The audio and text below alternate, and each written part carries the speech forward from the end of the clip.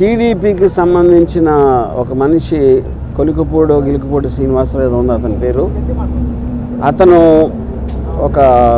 నన్ను చంపడానికి ఒక కాంట్రాక్ట్ ఇచ్చాడు లైవ్లో. నన్ను చంపిన హెడ్ కట్ చేసి తీసుకొస్తే ₹1,00,00,000 ఇస్తానని కాంట్రాక్ట్ ఇచ్చాడు. అది ఆ TV5 సాంబశివరావు నివారిస్తున్నట్టు నటిస్తానే 3 సార్లు తనతో రిపీట్ చేయించాడు.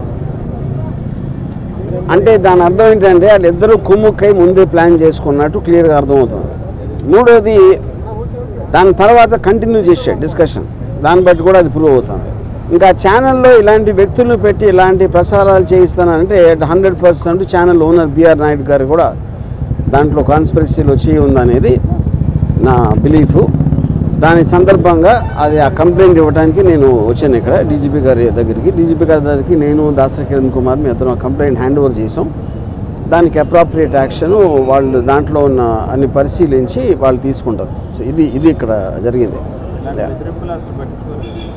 బెదిరింపులు పట్టించుకుంది.